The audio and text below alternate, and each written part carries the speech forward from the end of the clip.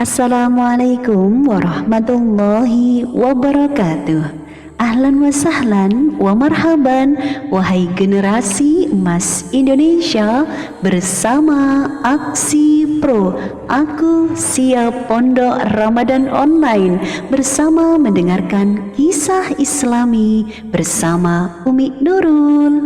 Iya, anakku, Umi akan berkisah tentang Bahram Al-Majusi, sang penyembah api. Bahram Al-Majusi, sang penyembah api. Bahram adalah seorang pendeta dari kaum Majusi penyembah api. Namun, beliau mendapat keistimewaan dari Allah. Bahkan Rasulullah Sallallahu Alaihi Wasallam pun memberi salam kepadanya. Lantas, bagaimana mungkin seorang pendeta dari kaum penyembah apa yang jelas-jelas telah mendoakan Allah malah mendapat ridha dari Allah dan dititipi salam oleh Rasulullah? Simak kisah selanjutnya. Al-Kisah. Suatu malam ketika Syekh Abdullah bin Mubarak tertidur di Hijr Ismail setelah melakukan tawaf, beliau mimpi bertemu dengan Rasulullah. Setelah Abdullah bin Mubarak mengucapkan salam kepada baginda Nabi, Nabi berpesan untuk menyampaikan salam darinya kepada seorang penyembah api bernama Bahram, dan Allah telah ridho kepadanya. Sesaat Abdullah bin Mubarak terperanjat. Ia keheranan dengan mimpinya tersebut. Ia khawatir jika mimpi tersebut berasal dari setan. Padahal seperti yang banyak diketahui, setan tak akan bisa menyerupai baginda Rasulullah. Maka dari itu Abdullah bin Mubarak sangat keheranan. Ia pergi mengambil wudhu untuk kemudian tawaf lagi berulang kali sampai akhirnya ia kelelahan dan kemudian tertidur lagi. Abdullah bin Mubarak pun bermimpi yang sama persis seperti sebelumnya. Sampai akhirnya ia kebingungan. Tidak mungkin seorang pendeta musyrik seperti Bahram mendapat salam dari Rasulullah dan mendapat ridho dari Allah. Apa keistimewaannya? Abdullah bin Mubarak berpikir. Karena rasa penasarannya yang sangat besar, ia segera mencari orang yang bernama Bahram. Setelah berhasil bertemulah dengan Bahram, Abdullah bin Mubarak pun langsung menanyakan perihal amalan yang dilakukan oleh Bahram sehingga ia mendapatkan kemuliaan. Bahram pun berkata, "Aku baru saja meminjamkan uang kepada orang dengan mengambil keuntungan. Aku merasa lebih baik dengan hal itu." Abdullah bin Mubarak pun berkata, "Itu adalah hal yang dilarang dalam agama Muhammad.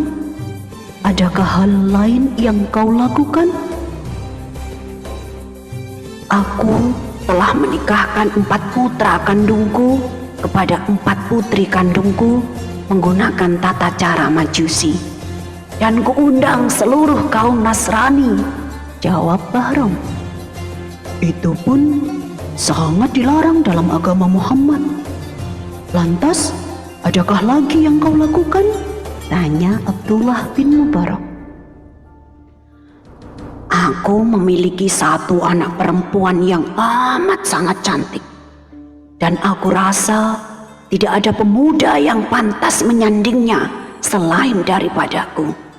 Maka aku nikahi anak perempuanku tersebut dengan perayaan yang sangat mewah sampai dihadiri oleh 1000 undangan, terang Bahram. Sontak Abdullah bin Mubarak kehirangan dengan semua amal yang dilakukan oleh Bahram, yang kesemuanya merupakan hal yang diharamkan dalam agama Muhammad. Seperti menjawab keheranan Abdullah bin Mubarak, Bahram pun dengan hati-hati bercerita tentang pengalamannya. Ketika bertemu dengan seorang muslimah yang masuk rumahnya untuk menyalakan obor di saat Bahram sedang bercanda dengan anak perempuan yang telah menjadi istrinya. Namun anehnya, ketika Bahram keluar untuk mengecek obor tersebut, muslimah tadi langsung mematikan obor yang dinyalakannya. Kejadian ini berulang sampai 3 kali berturut-turut. Bahram pun curiga kepada perempuan muslimah tersebut. Ia ingin mengikuti muslimah tersebut sampai ke gubuk tempat perempuan muslimah tadi tinggal bersama anak-anaknya. Sesampainya di sana, Bahram mendengar isak tangis anak-anak yang kelaparan dan menanyakan makanan kepada ibunya. Ibu, apakah ibu sudah mendapatkan makan untuk makanan kita nanti malam? Sang ibu menjawab, sabar anakku, sampai detik ini ibu belum mendapatkan makanan sedikit pun. Di desa ini hanyalah 1 orang yang mempunyai makanan, yaitu Bahram sang penyembah api. Ibu tidak berani meminta makanan kepadanya, jawab ibunya. Ibu lapar, aku lapar. Mengetahui kondisi tersebut, Bahram merasa kasihan. Betapa kasihan orang ini, betapa kasihan ia dan anak-anaknya. Lalu saya kembali ke rumah, mengisi nampan dengan berbagai makanan untuk saya antarkan kepada muslimah dan anak-anaknya tadi. Maka anakku, jelas sudah bahwa inilah yang membuat Bahram disalami oleh Rasulullah dan diridhoi oleh Allah Subhanahu wa Ta'ala. Saat itu juga Abdullah bin Mubarak menjelaskan kepada Bahram perihal mimpinya bertemu dengan Rasulullah. Dan seketika itu juga Bahram mengucap syahadat, lalu kemudian ia meninggal dunia. Wahai Bahram, engkau telah mendapatkan salam dari baginda Rasul karena perbuatanmu ini. Benarkah Rasul mengirimkan salam kepadaku? Bimbing aku mengucapkan 2 kalimat syahadat.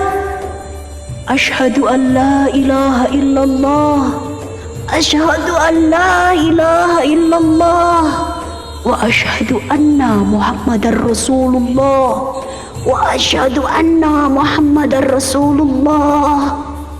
Meninggallah Bahram dengan keadaan husnul khotimah.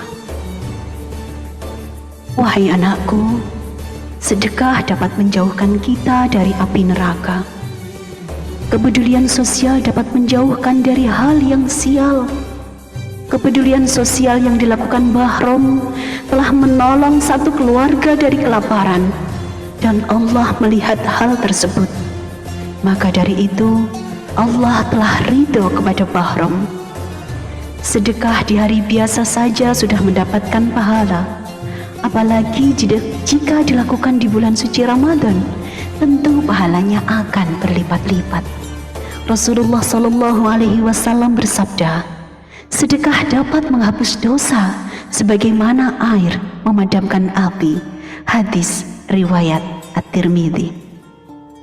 Bahram memang musyrik dan melakukan hal-hal yang diharamkan dalam agama Islam. Namun karena 1 keikhlasannya, ia malah mendapatkan ridho dari Allah. Kita tidak pernah tahu amal mana yang membawa kita ke surga, dan kita tidak pernah tahu amal mana yang membawa kita ke neraka. Belum tentu kita yang sedari lahir telah memeluk Islam akan merasakan nikmatnya surga. Maka anakku, beramallah sebanyak dan sebaik mungkin agar Allah ridho kepada amal kita. Amin ya rabbal alamin.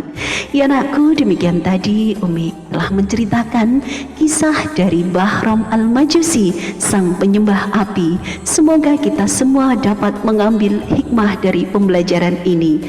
Kisah bersama Umi Nurul. Wassalamualaikum warahmatullahi wabarakatuh.